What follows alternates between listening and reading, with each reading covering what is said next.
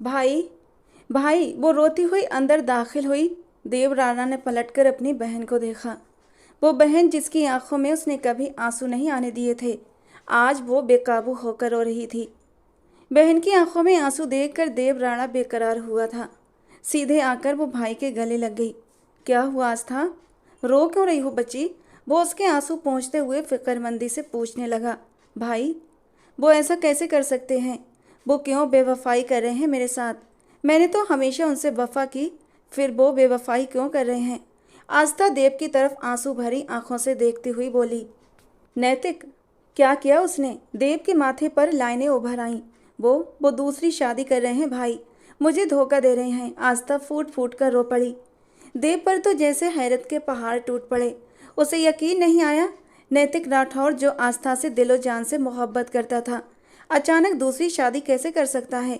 उसे लगा जैसे उसके कानों ने कुछ गलत सुना है। आस्था, ये नामुमकिन है। वो तुमसे प्यार करता है तो फिर किसी और से शादी कैसे कर सकता है? जरूर तुम्हें गलतफहमी हुई है। मैं यकीन ही नहीं कर सकता। भाई, मुझे भी यकीन नहीं था। अंधा यकीन उनके ऊपर करती थी। इतने सबूत मिले लेकिन मेरा यकीन नहीं डगमगाया। पर अब नैतिक ने खुद कहा है कि वो दूसरी शादी करना चाहते हैं। वो उस लड़की को पसंद करते हैं। कौन है वो लड़की? देव की नसें तन गईं। उसके माथे की हरी रगें साफ दिखाई दे रही थीं। उसके गुस्से का अंदाजा हो रहा था। उसके पर्सनल सेक्रेटरी सुहाना मेहरा। आस्था के मुंह से सुहाना का नाम सुनते ही देव के दिल को जैसे किसी ने चीर दिया। क्या ये वही सुहाना है? दिल ने धीरे से इस नाम को पुकारा था और इस नाम के साथ देव राणा के दिल की एक धड़कन मिस हुई थी। इधर देखो मेरी तरफ। घर जाओ और रिलैक्स रहो, कुछ नहीं होगा। मेरे होते हुए नैतिक मेरी बहन पर कोई औरत नहीं ला सकता। वो उसे यकीन दिलाता बोला। भाई, वो किसी की नहीं सुनेंगे। उन्होंने कल ही कहा था कि शुक्रवार को वो उससे शादी करेंगे। भाई, मेरी बच्ची का क्या कसूर? वो तो अभी इतनी छोटी है, उसे तो बाप का लाड भी नहीं मिला और अब बाप भी छीन रहा है। आस्था की बातों ने देव के दिल को बुरी तरह जख्मी कर दिया। आस्था मेरी जान, मेरे बच्चे, भाई के रोते हुए क्यों फिक्र कर रही हो? मैं हूं ना, सब ठीक कर दूंगा।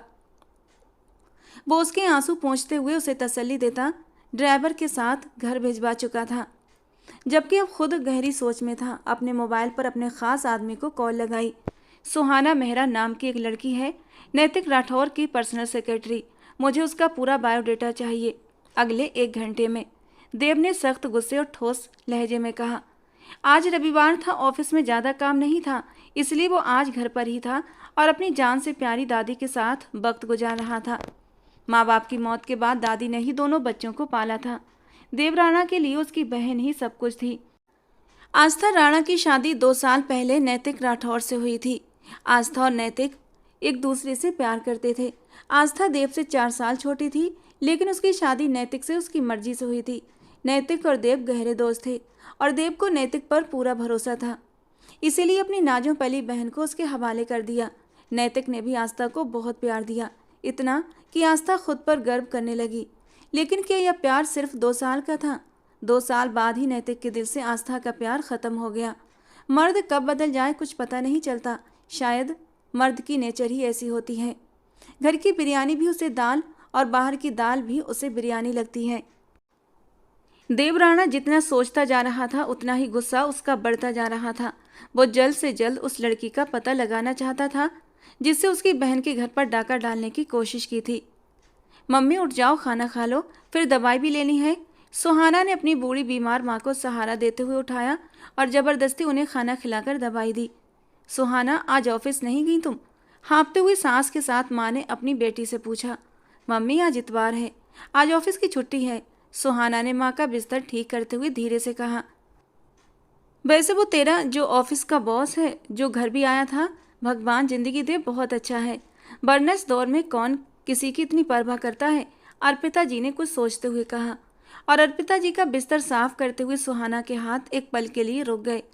वो कल से इसी उलझन का शिकार थी, माँ से इस बारे में कैसे बात करे, और आज जब उसकी माँ ने खुद ही नैतिक राठौर का जिक्र छेड़ा तो वो खुद को कहने से रोक न सकी। वो धीरे से उनके सामने आकर खड़ी हो गई और दिल की बात जबान पर ले आई। मम्मी, वो मुझसे शादी करना चाहते हैं।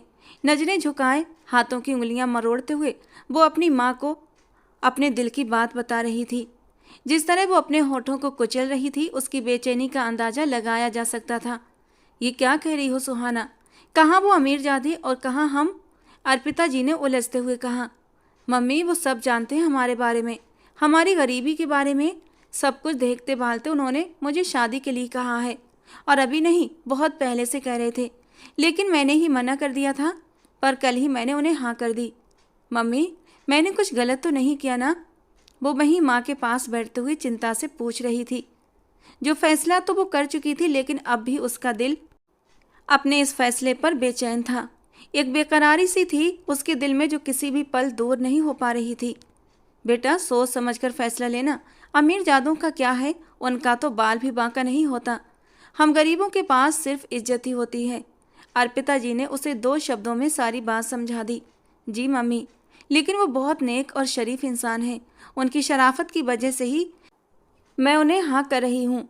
इस शुक्रवार को वो कह रहे थे शादी करेंगे, और आपको पता है मम्मी, उन्होंने कहा है वो आपका पूरा इलाज करवाएंगे। कहते कहते सुहाना की आंखों में थोड़ी सी चमक आई थी।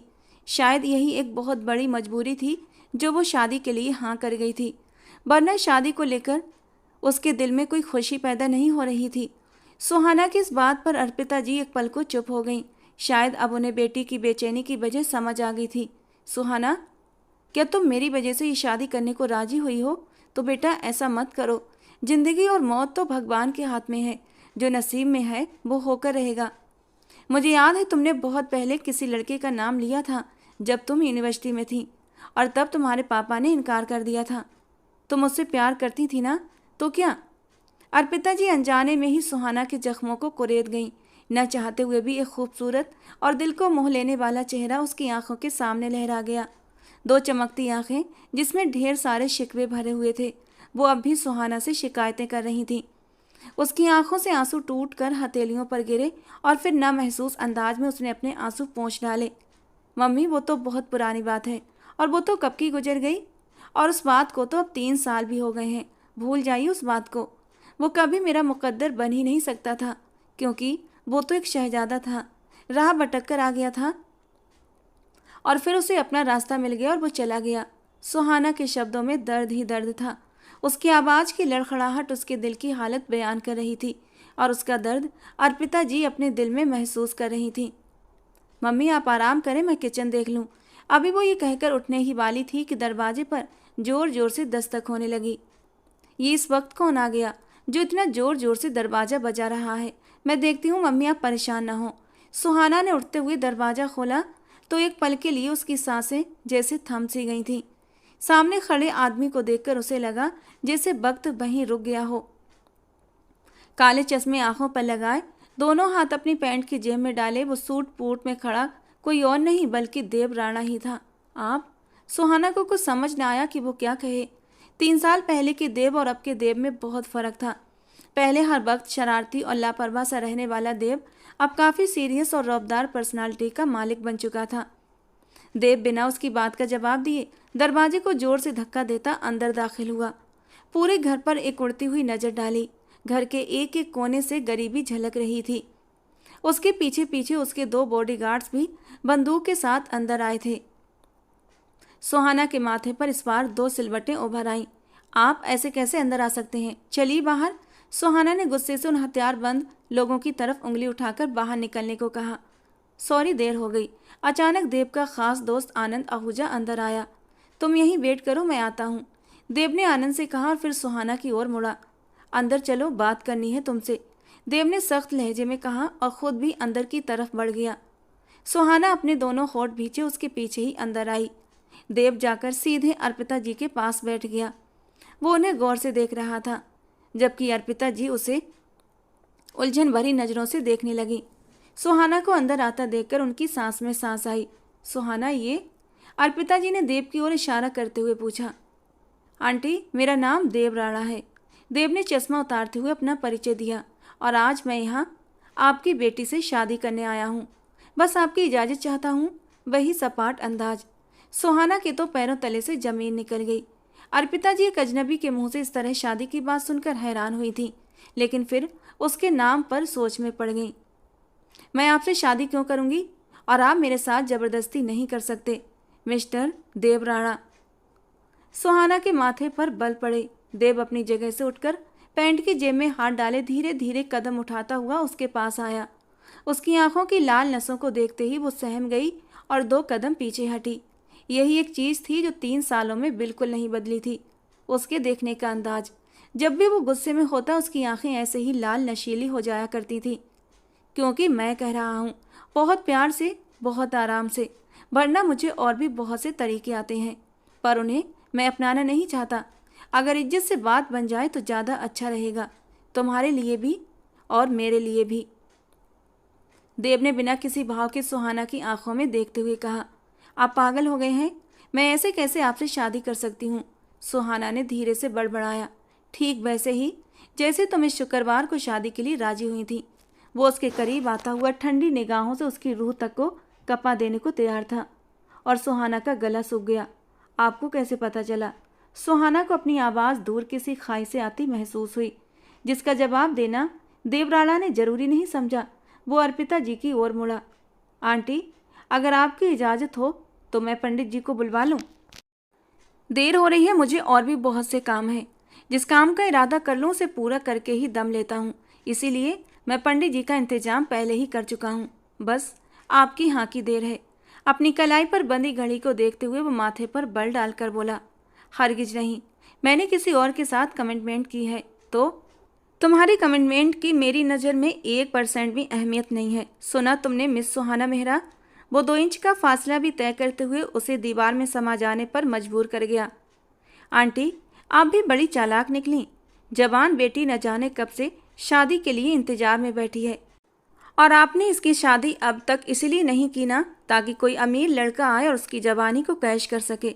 वो इतने कड़वे और अपमान भरे शब्दों में बात कर रहा था कि सुहाना की आंखों में आंसू आ गए। उसकी बात पर अर्पिता जी के चेहरे पर भी एक अंधेरा सा साया लहराया।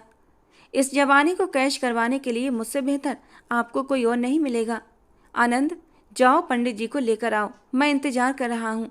वो वहीं से अपने दोस्त आनंद से बोला तो उसने सिर हिलाते हुए बाहर का रुख किया। आप मेरे साथ जबरदस्ती नहीं कर सकते देव। सुहाना ने प्रतिरोध करने की कोशिश की। अभी नहीं की, और उम्मीद करता हूँ कि तुम मुझे जबरदस्ती करने पर मजबूर भी नहीं करोगी, क्योंकि देव राणा के पास ऑप्शन बहुत हैं, और बात अगर पहले ऑप्शन पर ही निपट जाए तो मुझे और किसी की जरूरत नहीं पड़ती। देव ने अपनी जैकेट के अंदर से उसे गन दिखा दी तो वो दांत भींच कर रह गई। देव की बातों से उसका मन किया कि या तो देव को कहीं गायब कर दे या फिर खुद को, लेकिन वो जानती थी कि देव कितना जिद्दी है। सुहाना चलते हुए अपनी माँ के पास आई। मम्मी, उसकी आंखों में आंसू थे। ये वही है ना जिसे 3 साल पहले तुम? वो धीमे से पूछ रही थी। सुहाना ने आंसू रोकते हुए सिर झुका लिया। अर्पिता जी ने सामने खड़े देव राणा को देखा। वो एक खूबसूरत और अमीर मर्द था, जिसकी सुनहरी आंखों में उन्होंने अपनी बेटी के लिए एक चीज़ बहुत गहराई से देखी थी, और वो थी इज्जत और जुनून। थोड़ी देर बाद ही पंडित जी घर के अंदर दाखिल हो चुके थे। उसके गार्ड और उसके दोस्त आनंद ने शादी का इंतजाम घर के आंगन में ही कर दिया। सुहाना इस शादी के लिए रजामंद नहीं थी। उसे बार बार नैतिक राठौर से की गई कमिटमेंट याद आ रही थी। न जाने जब उसे पता चलेगा कि मेरी शादी हो गई है तो उसका क्या रिएक्शन होगा।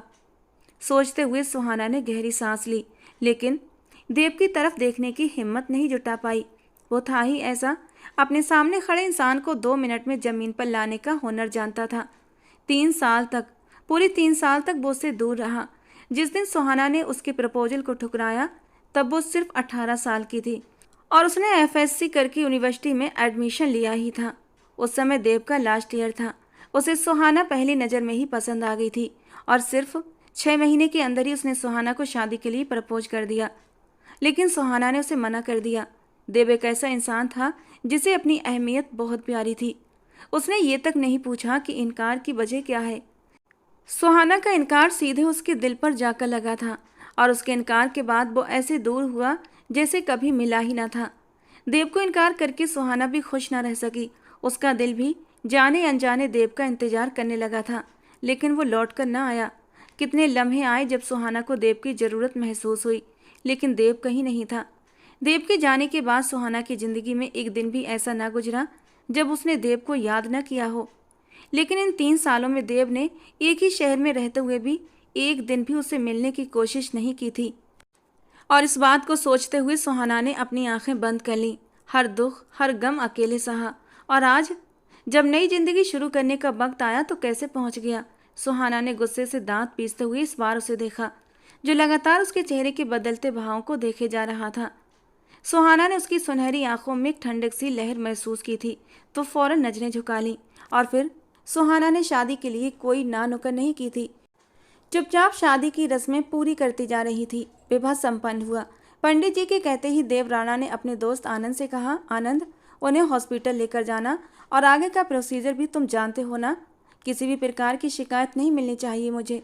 वो संजीदगी से आनंद से कहता सुहाना की ओर मुड़ा। और तुम मेरे साथ चल रही हो अभी इसी वक्त। देव की बात पर सुहाना ने अपनी माँ की ओर देखा तो उन्होंने आंखों के इशारे से उसे तसल्ली दी। देव बाहर निकला तो सुहाना उसके पीछे लपकी।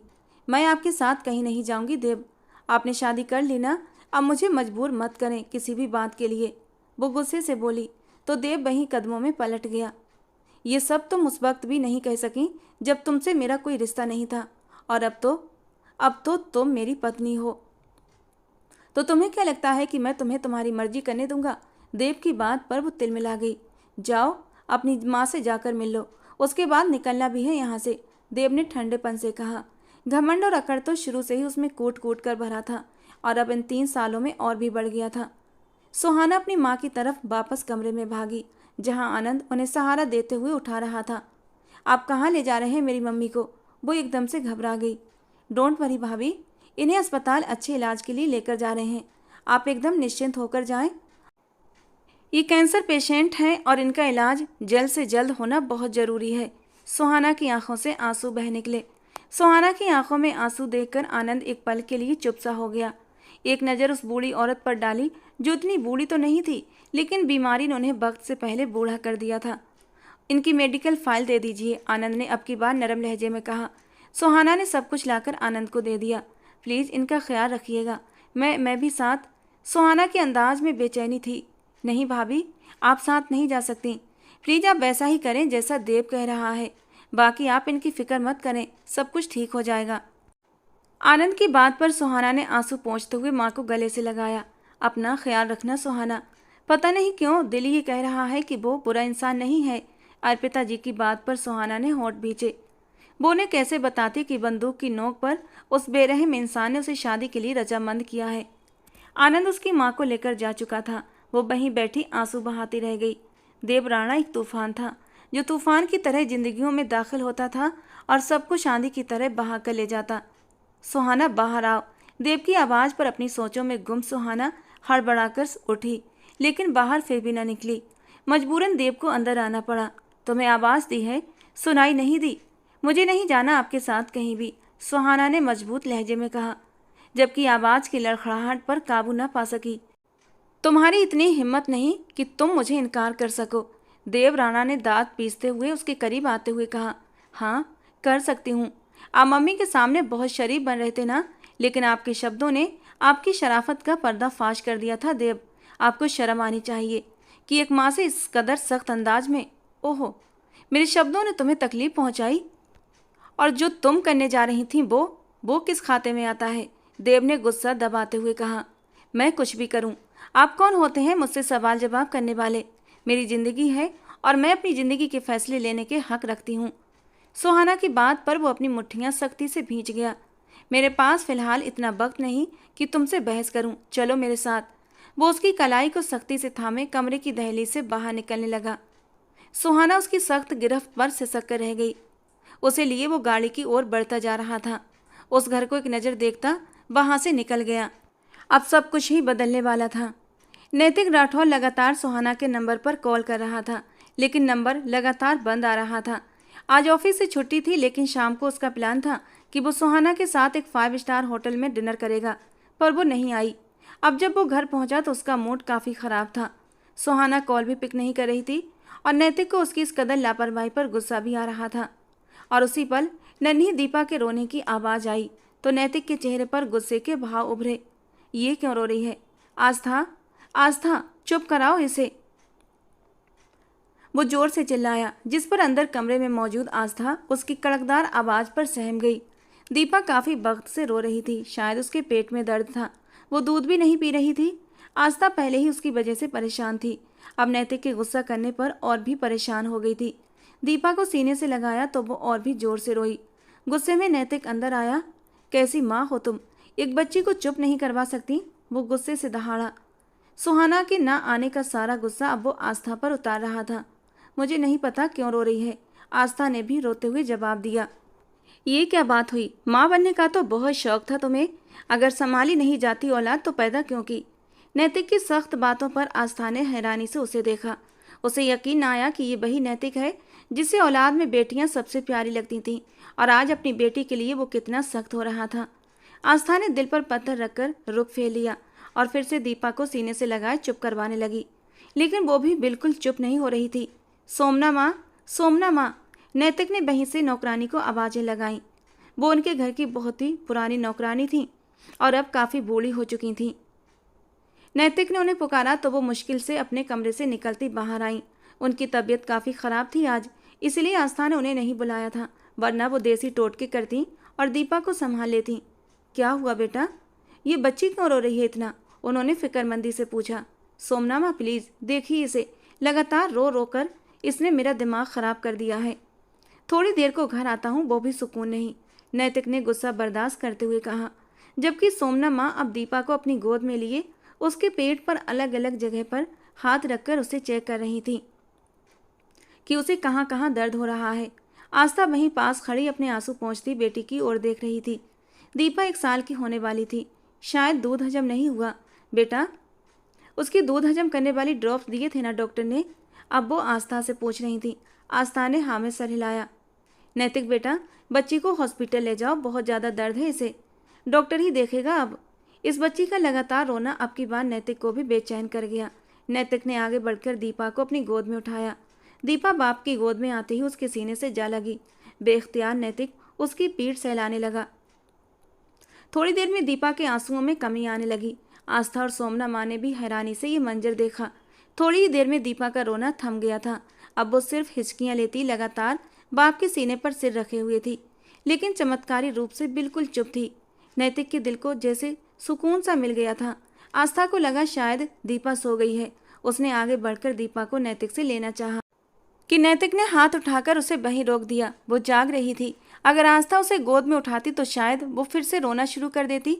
नैतिक उसे सारी रात अपनी बाहों में उधर से उधर चक्कर लगाता रहा और वो भी बाप के सीने से लगी सुकून पाती धीरे धीरे नींद की वादियों में खो गई। और फिर उसे बहुत सावधानी से उसने उसे काट में लिटाते हुए काफ़ी देर उसे थपकियाँ देता रहा। उस वक्त वो भूल गया था कि वो गुस्से में था और किसी अनजान लड़की सुहाना के न आने से आपे से बाहर हो रहा था, बल्कि उस वक्त वो सिर्फ और सिर्फ एक बाप था, अपनी प्यारी सी बेटी दीपा का बाप। फिर वो धीरे से पीछे हटा और उस मनमोहनी सूरत वाली छोटी सी मासूम सी नन्ही दीपा को देखने लगा। वो कब से उस महल में मौजूद थी जिसके दरो दीवार तो बहुत ऊंचे थे, लेकिन इंसान बहुत ही छोटे दिल के। देवराणा उसे उस महल में छोड़कर खुद कहीं चला गया था और रात हो चुकी थी, लेकिन वो वापस नहीं लौटा था। वो थक हार कर उसके बिस्तर को एक नज़र देखती अतीत की खिड़कियों में खोती अपनी आंखें बंद कर गईं। मैं नहीं कर सकती आपसे शादी देव, मेरे पापा राजी नहीं होंगे, प्लीज़। सुहाना ने देव के प्रपोजल को 1 मिनट से पहले ही ठुकरा दिया था।